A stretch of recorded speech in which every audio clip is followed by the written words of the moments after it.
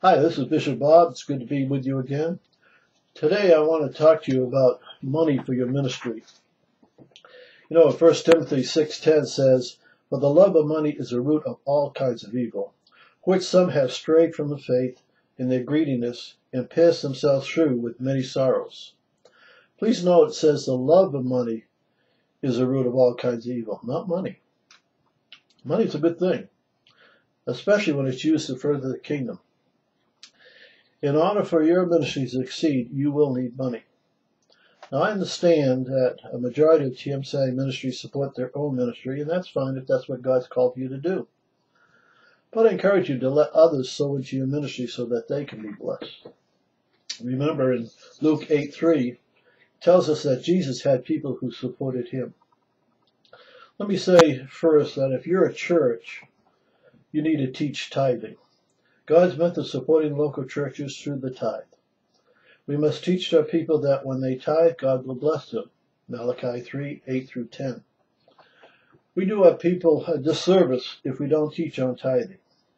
Now, one of the most effective ways I've seen tithing taught is allowing people in the congregation to testify how God's blessed them because of their tithing.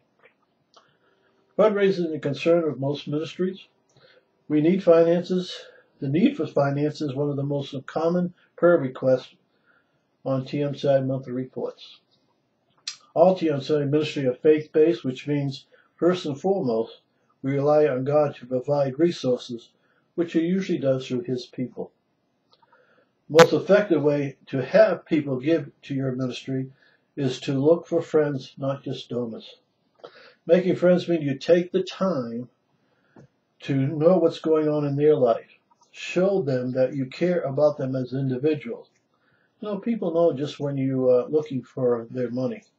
The best way to make a friend is to be a friend. We should build a lifestyle of caring for and communicating with those who support us. We should share about what God's doing in our life, but equally important, learn from the donors what's going on in their lives. It's important that we pray for our supporters and their families. Send a card, a word of encouragement. Send greetings on their birthday, anniversary, or special occasions in their life and the life of their family.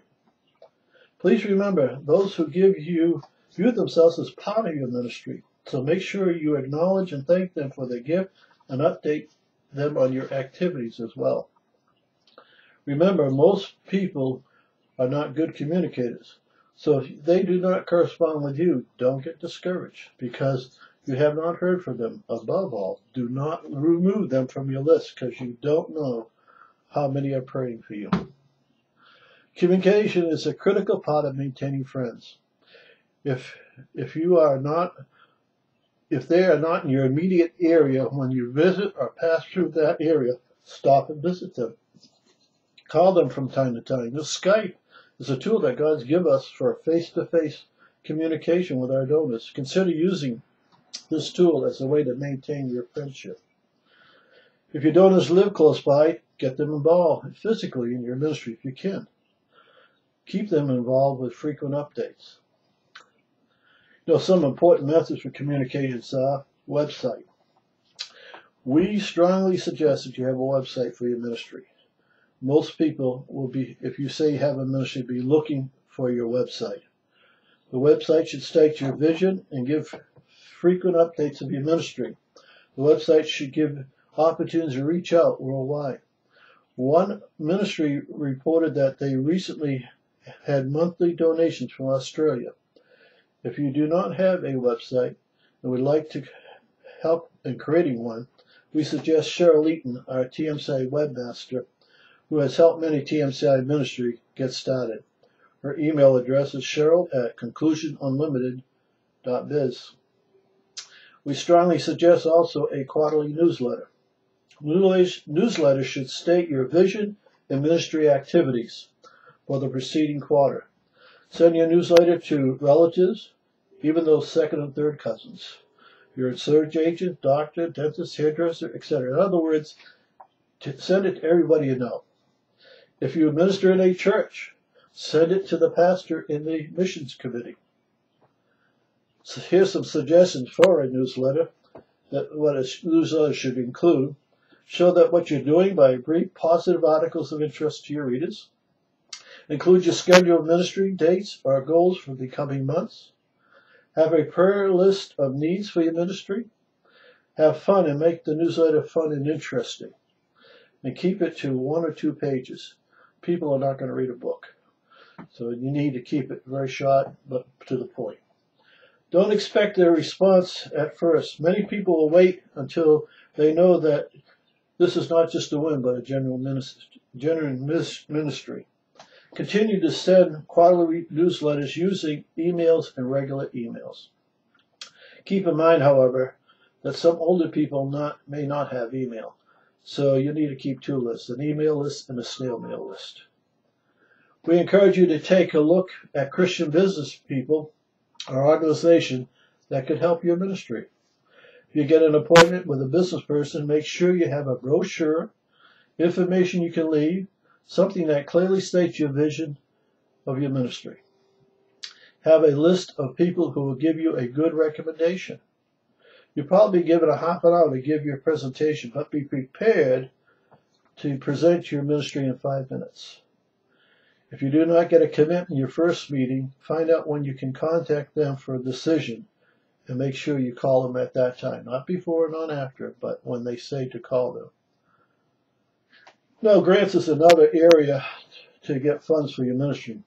However, we discourage new ministries from seeking grants since the process is very time-consuming, and many organizations that give grants do not accept unsolicited application. After your ministry is established, after it has a track record, people may consider giving you a grant. If you do decide to apply for a grant, we suggest you hire an experienced grant writer, or perhaps somebody will volunteer, or hire an agent who will take the work on a contingency basis. You will have a better chance of attaining a grant if your ministry meets a social as well as spiritual need. If you decide to apply for grants, TMCI will provide you all the information you need to prove your tax exemption. Now, another method of passive fundraising is having an offering box at your ministry location. Have your vision statement on a sign by the box so people will know what you're doing. Some ministry have incorporated a business in their ministry to help fund their ministry. For example, some ministries have a thrift store that helps support their ministry. However, keep in mind there's a cost to get started a business, and it might fail, but it also will take away ministry time if you don't have help. So you have to count the costs. Recently, we have seen some people sign up for an organization such as GoFundMe. I've heard many have success in reaching their goals. These organizations usually charge somewhere between 5 and 8%, but it seems to be effective. The most effective way, though, for fundraising is to make friends of the ministry and maintain that friendship. The next time, I'm going to teach you on keys to successful secondary leadership, which was requested by Reverend William Spearman. The book I would recommend this month is Fundraising, Building a Missionary Support System That Lasts by Betty J. Bonnet. That's Fundraising, Building a Missionary Support Team That Lasts by Betty J. Bonnet. God bless you. Look forward to talking to you next time.